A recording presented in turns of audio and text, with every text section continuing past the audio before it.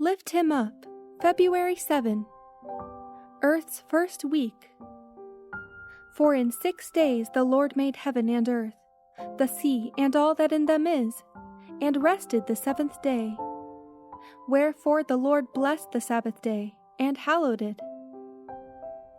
The weekly cycle of 7 literal days, 6 for labor, and the 7th for rest, which has been preserved and brought down through Bible history, originated in the great facts of the first 7 days.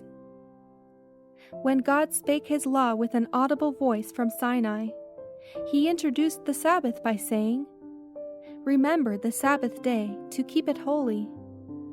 He then declares definitely what shall be done on the 6 days, and what shall not be done on the 7th. He then, in giving the reason for thus observing the week, points them back to his example on the first 7 days of time. For in 6 days the Lord made heaven and earth, the sea, and all that in them is, and rested the 7th day. Wherefore the Lord blessed the Sabbath day and hallowed it. This reason appears beautiful and forcible when we understand the record of creation to mean literal days. The first 6 days of each week are given to man in which to labor, because God employed the same period of the first week in the work of creation. The 7th day God has reserved as a day of rest, in commemoration of his rest during the same period of time after he had performed the work of creation in 6 days. But the infidel supposition that the events of the first week required 7 vast, indefinite periods for their accomplishment strikes directly at the foundation of the Sabbath of the 4th commandment. It makes indefinite and obscure that which God has made very plain. Infidel geologists claim that the world is very much older than the Bible record makes it.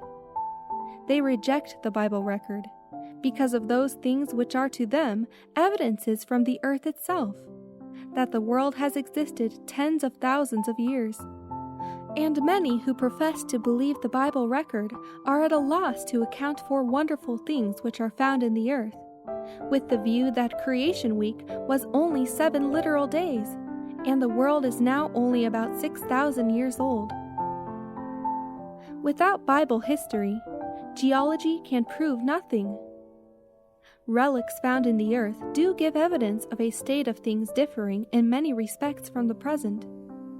But the time of their existence, and how long a period these things have been in the earth, are only to be understood by Bible history. When men leave the Word of God in regard to the history of creation, and seek to account for God's creative works upon natural principles, they are upon a boundless ocean of uncertainty. Just how God accomplished the work of creation in 6 literal days, he has never revealed to mortals. His creative works are just as incomprehensible as his existence.